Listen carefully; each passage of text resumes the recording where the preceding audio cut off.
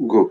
Bien, bonjour à toutes et à tous. Je ne vous vois pas, mais je sais que vous êtes normalement derrière la caméra. Je me présente en deux mots. J'appelle Geoffrey Ratouille. Je suis le responsable pédagogique de la licence professionnelle des métiers de la mode à Cholet. Donc moi, je vais vous parler de mode, tout simplement, et de formation de niveau donc Bac+3, donc concernant des licences professionnelles. Alors, un mot très rapide sur ce qu'est une licence professionnelle. Une licence professionnelle, c'est une formation de 1 an qui a vraiment pour but de vous professionnaliser. Les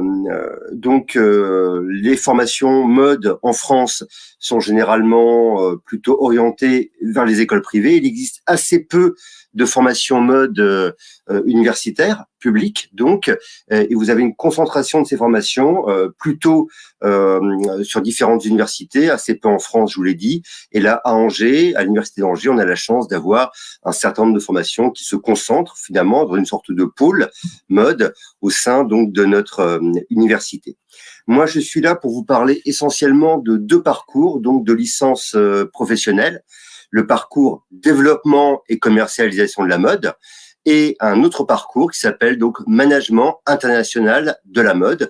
Ce sont deux parcours de licence professionnelle, donc une formation en 1 an finalement. Qui ont plutôt des vocations managériales et commerciales. Moi, objectivement, alors c'est vrai que c'est difficile de vous parler alors que je ne vous vois pas, c'est un exercice qui est jamais évident en soi, mais je suis vraiment pas là pour vous vendre du rêve, pour dire que mes formations sont les meilleures.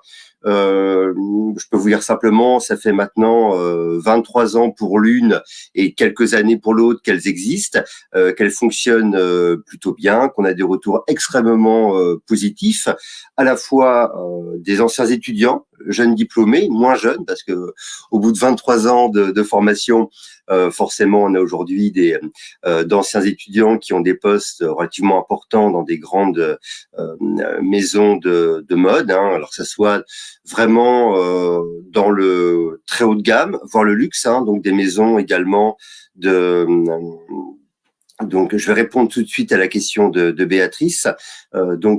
Vraiment avec donc des maisons de luxe, je sais pas, c'était Dior, Chanel par exemple, et puis également dans le mass market. Alors, question de Béatrice. Peut-on travailler dans le domaine de la mode sans avoir fait de spécialité art appliqué et sans avoir de talent spécial pour le dessin? Alors, je vais être très très clair. La mode, en tout cas les métiers de la mode, ceux que je peux vous proposer au sein de cette formation. Il y a d'autres formations au sein de l'université d'Angers qui pourraient vous intéresser. Si vous voulez vraiment devenir styliste, là je vous conseille, alors ce sera un long débat, on peut reprendre contact ensemble d'ailleurs, et je vous donnerai mes coordonnées à la fin pour me recontacter sans aucun souci. Si vous voulez devenir styliste, il faudrait mieux passer par ce qu'on appelle un DNMA, donc Diplôme National de Métiers d'Art et de Design. Il y en a un également porté par le lycée de la mode et accompagné par l'université d'Angers, donc le lycée de la mode de Cholet. Et là, c'est une formation. Alors, sans avoir fait d'art appliqué, pourquoi pas, hein, c'est une formation également qui est relativement ouverte. En tout cas, sur les formations que je vous propose, à la fois développement, commercialisation de la mode et management international de la mode, là, on est vraiment plus sur la partie managériale et commerciale. Hein. On a 3 autres parcours assez spécifiques, celui de modéliste, celui d'agent de méthode, donc plus dans l'industrialisation, ou un autre parcours également dans la maroquinerie, mais on a là plus sur le parcours de production industrielle finalement. Hein. Et pour la mode, on va dire de création, là, c'est encore d'autres parcours, et là, je conseille beaucoup plus le DNMAD, sachant que moi, je travaille pour l'université, je travaille pour le secteur public et je ne veux pas vous vendre de la poudre de perlimpinpin, je veux pas vous vendre du rêve. En réalité, des stylistes, il y en a assez peu sur le marché et les écoles privées en forment déjà beaucoup, peut-être beaucoup trop, alors qu'il y a tout le secteur marchand qui fonctionne extrêmement bien dans tous les domaines de la mode d'ailleurs. Et c'est de ce secteur marchand, moi, dont j'aimerais vous parler plus particulièrement ce soir. Alors, est-ce qu'on parle de la mode dans le spectacle? Oui, on va parler de la mode dans le spectacle, même si la mode dans le spectacle, c'est vraiment une niche qui répond dans sa conception à certains critères extrêmement stricts. On parle de la mode et l'événementiel, par exemple, mais la mode dans le spectacle en tant que telle, c'est tellement une niche finalement que voilà, on s'oriente pas réellement dessus. Alors moi aussi, malgré tout, j'ai quand même quelques étudiants là sur les dernières années qui se sont beaucoup plus orientés vers le costume de scène. Bon, à la rigueur, pourquoi pas, c'est une niche finalement comme les autres, et voilà, on n'est pas du tout fermé par rapport à cela. Alors, vous expliquez un petit peu le fonctionnement de nos deux parcours. Le parcours développement et commercialisation de la mode, c'est un parcours qui se fait donc sur 1 an et qui est en alternance en contrat d'apprentissage. Donc, vous commencez les cours en septembre, vous les terminez fin avril, début mai, sur un rythme d'alternance qui est à peu près de 2 semaines de cours pour 3 semaines en entreprise. Donc, un contrat d'apprentissage, voilà, aujourd'hui est assez développé. On va là tranquillement vers le million d'apprentis en France. C'est la voie la plus sûre, la plus rapide également vers l'insertion professionnelle. Sur nos licences professionnelles métiers de la mode, alors on a 5 parcours en tout, donc il faudrait faire une moyenne globale, mais on est autour entre 80 et 100%, donc on va dire ça fait une moyenne à peu près de 85%. Les parcours qui sont qui ont des effectifs plus importants que d'autres, et donc on a à peu près à 85% d'insertion professionnelle entre 3 à 6 mois après le diplôme. Généralement, on a 75% des étudiants en apprentissage qui se voient proposer un contrat à durée déterminée ou indéterminée à la fin de leur apprentissage, et à peu près 60-70% des étudiants qui acceptent finalement ce contrat. Alors, oui, il est possible de bénéficier des bourses et des aides sur le parcours management international de la mode. Alors, sur le parcours développement commercialisation, il est en apprentissage.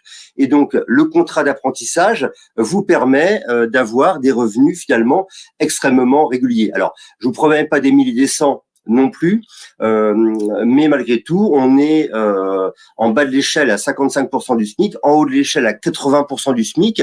En plus, quelques avantages, je fais la réclame, la formation est intégralement payée là par la structure d'accueil, donc l'entreprise, et puis vous bénéficiez d'un très grand nombre d'avantages, comme le remboursement à 50% de vos frais de déplacement entre votre lieu d'habitation et votre lieu de travail, et puis également les repas à 30 centimes, donc au restaurant universitaire tout proche. Hein, voilà. Donc ça, c'est pour le parcours développement et commercialisation.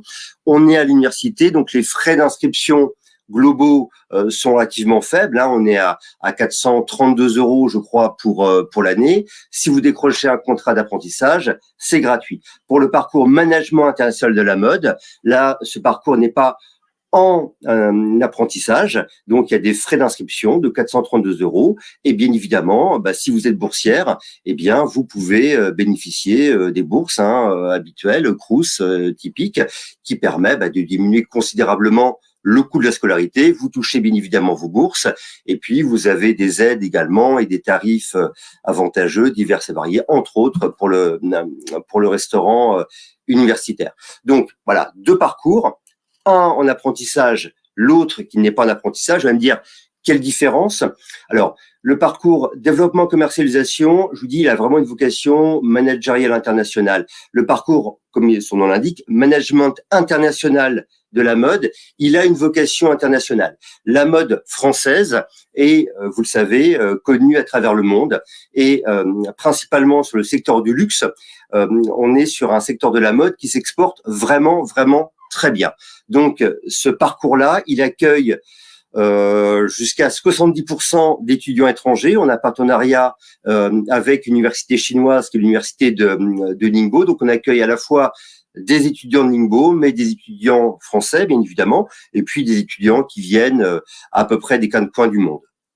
Alors, la formation Oui, la formation est sélective et je vais vous expliquer quelque chose. Mais je vais vous expliquer également les critères de sélection. On est sur une licence professionnelle. Moi, je suis pas enfin, je vais être vraiment honnête avec vous. Hein. Je suis pas du tout une école de mode privée dont la sélection ne se fait absolument pas sur l'argent. Hein. Moi, ce que je recherche avant tout, ce sont des talents et pas des clients. Alors, je m'explique un petit peu après cette rapide punchline. Pour le parcours développement et commercialisation, finalement, une fois que vous avez votre contrat d'apprentissage, bon, cette année, tous les étudiants ont réussi à en décrocher un, donc c'est parfait. Pourtant, rappelez-vous, il y a un an, on était encore dans une période assez trouble et en sortant juste de la crise sanitaire, donc c'était vraiment pas gagné. Là, il n'y a pas du tout de frais de scolarité, hein, voilà. Donc ça se fait pas sur l'argent. Et sur le parcours management international de la mode, les frais de scolarité 432 € l'année, sécurité sociale comprise, c'est quand même relativement modeste. Hein, si vous comparez cela, et je ne citerai pas de nom, à d'autres écoles de mode, elles, privées, on est plutôt dans l'ordre de milliers d'euros, voire parfois de plus de 10 000 €. Donc la sélection ne se fait pas du tout sur l'argent. Alors sur quels critères se fait la sélection, allez-vous me dire? Eh bien sur 3 critères. D'abord, les notes, les résultats académiques. Hein, objectivement, on les regarde, bien évidemment. Ça, c'est un élément qui me semble impératif. Oui, quand on est un bon étudiant, quand on a été un bon étudiant, c'est normal qu'on soit récompensé à un moment ou à un autre. Mais il y a deux autres critères qui sont extrêmement importants. Tout d'abord, le projet professionnel. Hein. Ce sont des formations qui vont vous former principalement soit en back-office à des métiers comme assistant chef de produit, acheteur, marketeur, communicant au sens vraiment très large du terme. Hein. Ça peut aller de la gestion des réseaux sociaux à la création d'événementiels. Hein. J'ai une ancienne étudiante, par exemple, aujourd'hui, Annabelle, qui est dans les comités d'organisation des Fashion Week et des groupes d'organisation des Fashion Week et des défilés parisiens. Donc ça, c'est quand même assez exceptionnel. Il y a plein d'autres événementiels de mode qui peuvent exister. Et on regarde vraiment ce projet professionnel-là, hein, d'accord. Et puis également l'autre volet, pourrait-on dire, plutôt de front office, donc plus sur la partie distribution. Hein, en boutique ou en commerce numérique. Hein. Donc, on regarde vraiment ensemble ce projet professionnel. Et si je vois que le projet professionnel qui est le vôtre ne correspond pas aux attentes de la formation, je vais pas vous engager, ou je vais pas m'engager vers quelque chose qui ne correspond pas du tout à vos attentes. Le troisième critère, eh bien, c'est vraiment la motivation. Et ça, on l'a à la fois dans votre lettre de motivation, mais également dans l'entretien. Alors, comment se fait le recrutement? Sur le site de l'Université d'Angers, à partir de la début de semaine prochaine, il y aura un lien, qu'on appelle un lien e-candidature. Donc, vous aurez un dossier à remplir en ligne. Moi, je vais étudier attentivement ce dossier. Vous aurez une réponse très, très vite parce que je les étudie comme cela au fil de l'eau. Et je veux pas laisser les étudiants dans l'expectative. Et puis plutôt pour le parcours développement commercialisation, vous recherchez un apprentissage, mieux ça vaut. Donc je regarde cela.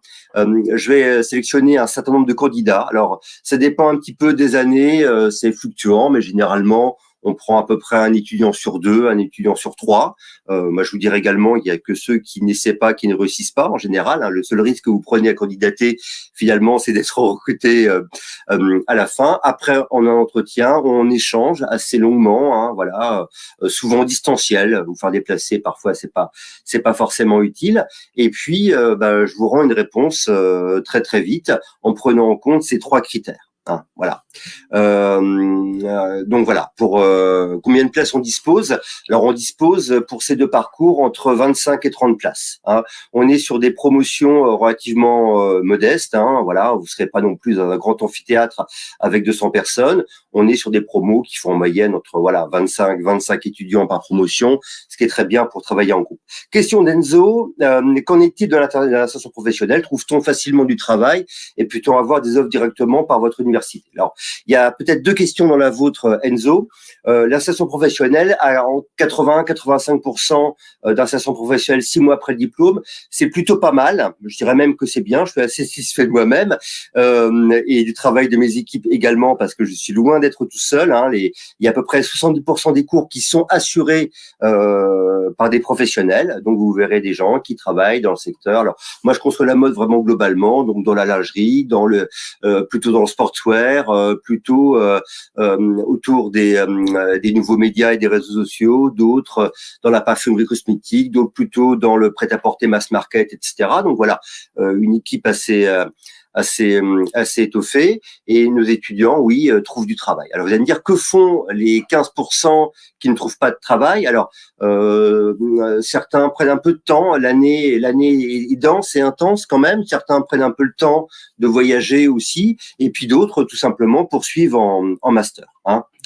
Quel premier parcours faut-il faire en L1, L2 pour rejoindre la licence professionnelle? Alors, pour intégrer, et pour finir à la question d'Enzo, alors, les offres, généralement, si vous faites le parcours développement commercialisation, votre entreprise qui vous a formé pendant un an, généralement, si tout se passe bien, elle va chercher à vous recruter à la fin, hein. Et puis quand vous avez travaillé pour des grandes enseignes, pour des entreprises qui ont un petit peu pignon sur rue, c'est beaucoup plus facile pour trouver après. Alors les offres, elles se fait par le réseau professionnel, et durant l'année, eh bien, on fait quand même quelques salons parisiens. Donc on se déplace à Paris. La semaine dernière, on était sur le Who's Next et puis sur l'interfilière lingerie. Et puis il y a également pas mal de professionnels qui viennent nous voir. Donc le réseau professionnel se fait aussi comme cela, hein. Et puis on a un système également à l'université d'Angers, d'offres d'emploi. Moi, j'en reçois, on va dire tous les jours, mais au moins plusieurs fois par semaine, d'entreprises qui me contactent en disant on a besoin d'anciens étudiants à vous, de jeunes diplômés, etc. Donc ça marche plutôt pas mal. Gaël, alors sur que faut-il pour candidater? Alors pour candidater, il faut avoir validé au moins une deuxième année, un bac plus 2, hein.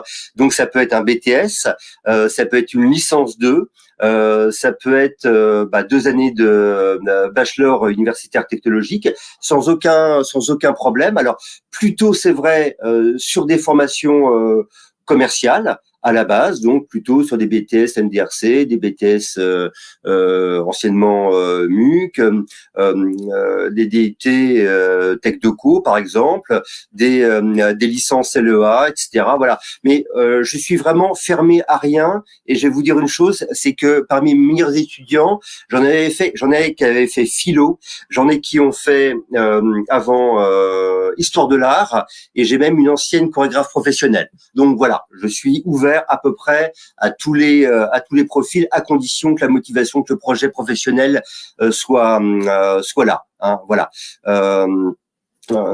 Vraiment, j'étudie toutes les candidatures avec attention, et quand j'ai un doute, je contacte le candidat et on discute largement ensemble, hein.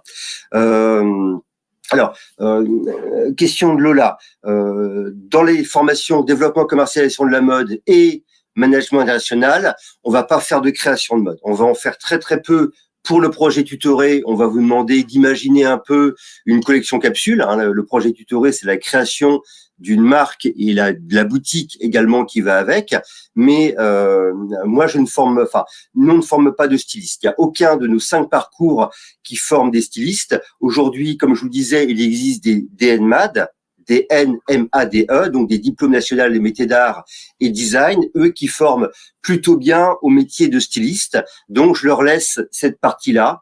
Donc, pas besoin de présenter des créations. Sur les 2 parcours dont je vous parle, on est plus à compter qu'à dessiner, objectivement. Ah. J'ai une question, y aura-t-il des sorties au voyage durant le cursus lié à la mode? Oui, il y a, comme je vous disais, il y a des sorties. On fait des sorties sur des salons à Paris.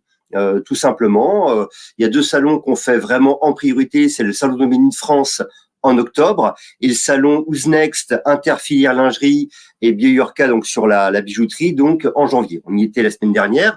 Entre cela, on essaie de faire des sorties également dans les entreprises.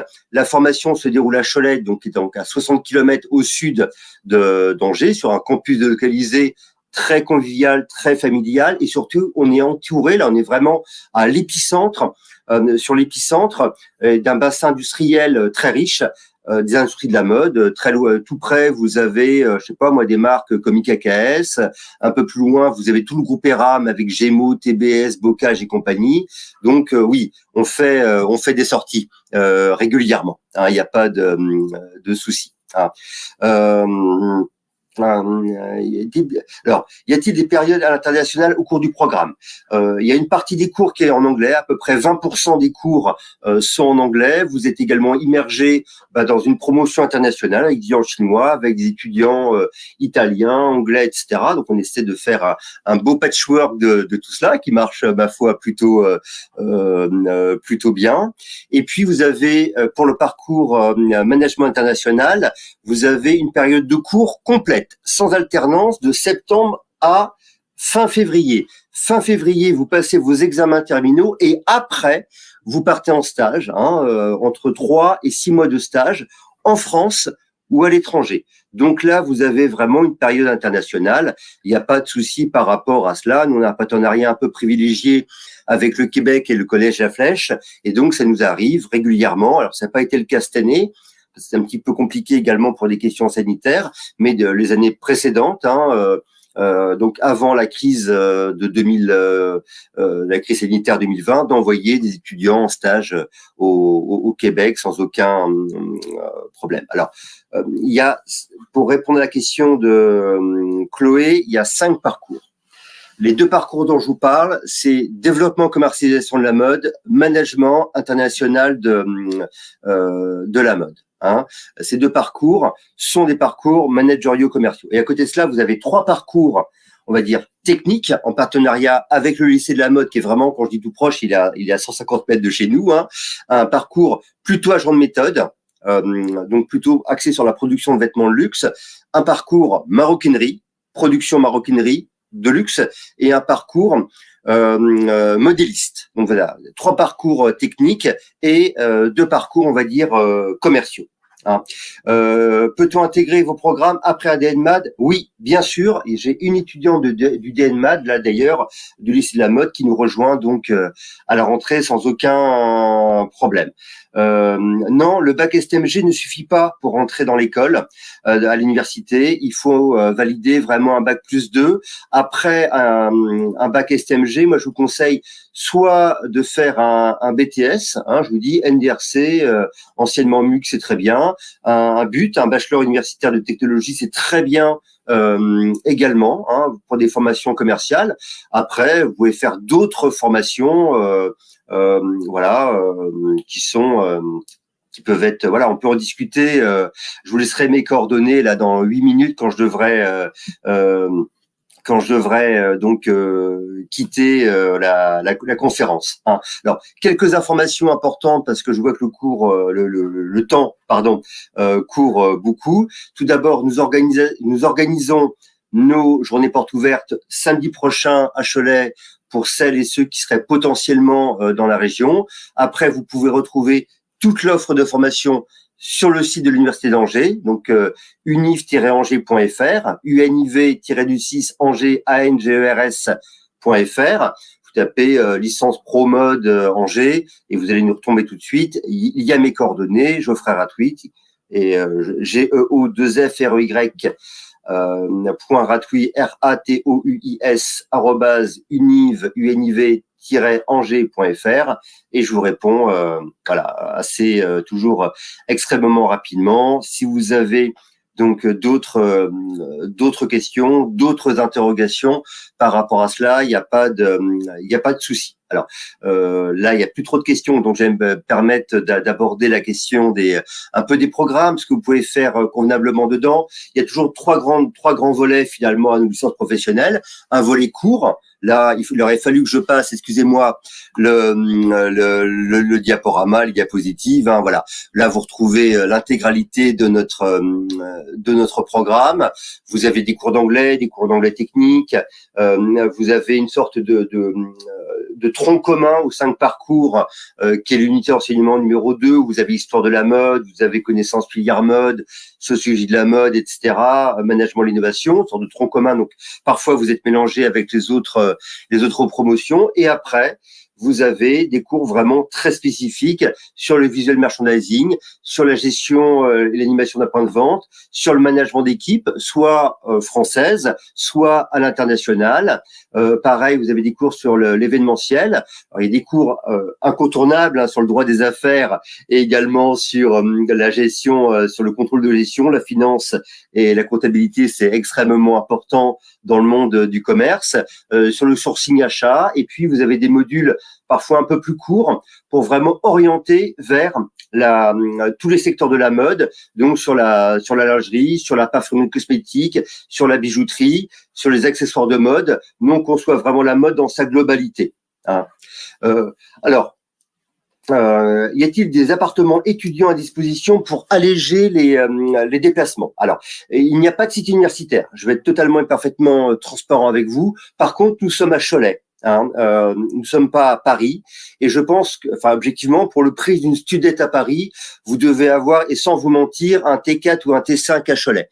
Donc le prix des logements à Cholet, sont très très raisonnables. Il y a le développement également de toutes les colocations, des Airbnb, il y a des foyers de jeunes travailleurs également qui sont disponibles. Donc à Cholet officiellement et réellement, il n'y a pas de problème de logement. Les étudiants se logent plutôt bien, assez facilement et à des prix extrêmement raisonnables. Hein. Tania, alors moi je vous conseille, je suis universitaire, hein, voilà. Je vous conseillerais toujours de passer par des diplômes d'État, que ce soit un BTS métier de la mode et du vêtement, que ce soit un DNMAD, que ce soit un BTS ex-design de mode. Oui, il faut toujours passer par des diplômes d'État pour la simple et bonne raison, c'est que les autres diplômes ne sont pas, je veux dire toujours, ne sont pas reconnus. Un bachelor d'une école privée, c'est ce qu'on appelle un diplôme d'établissement. Je pourrais vous en parler très longuement. Voilà, et ce sont des diplômes qui ne sont pas reconnus officiellement. Et donc, quand vous voulez vous réorienter vers des formations à diplôme d'État, parfois ça pose énormément de problèmes. Hein. Je vais pas vous dire je peux pas vous le dire officiellement, mais c'est vrai qu'il y a des écoles qui proposent des diplômes.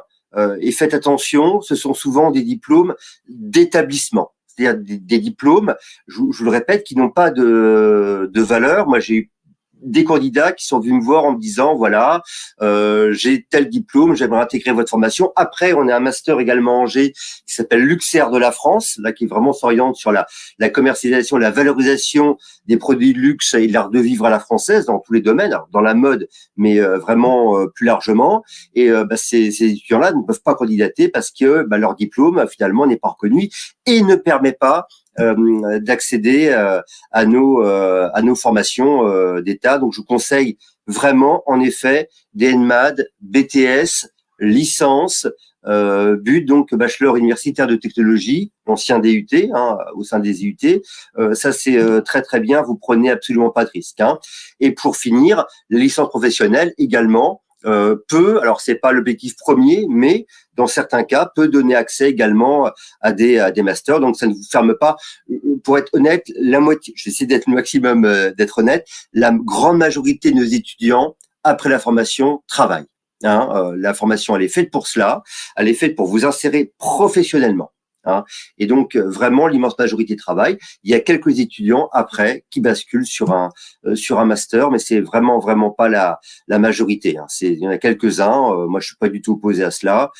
Si les étudiants vous poursuivent, avec plaisir bien évidemment. Alors on me dit que quelques minutes pour poser vos dernières questions. Voilà, si je peux y répondre. Sinon, journée porte ouverte le 4 février prochain. Sinon, vous pouvez me contacter en allant sur le site de l'université. Vous googlisez licence pro mode Angers ou Université d'Angers. Vous allez retrouver les fiches formation. Vous allez voir mes coordonnées apparaître et vous pouvez me contacter. Généralement, je réponds assez facilement et assez rapidement au courriel. Bien. Alors, j'aurais tellement de choses à vous dire. Parle également les cours, le projet tutoré extrêmement important, et puis la période d'entreprise, ce soit en alternance. Là, c'est pareil, on a des catalogues, des liens très forts avec les entreprises, ce qui fait que l'immense majorité, voire comme cette année, la totalité de nos étudiants trouvent sans trop de difficultés des contrats d'apprentissage. Donc là aussi, on vous accompagne vraiment dans la recherche des apprentissages ou alors un peu plus tard dans la recherche des stages. Hein. Donc j'espère sinon vous avoir convaincu, du moins vous avoir informé. Il est très précisément 18h15, on me demande de quitter. Je vous souhaite une excellente soirée et je vous accueillerai avec un immense plaisir à Cholet à la rentrée prochaine et j'attends vos candidatures. Merci beaucoup. Au revoir et merci.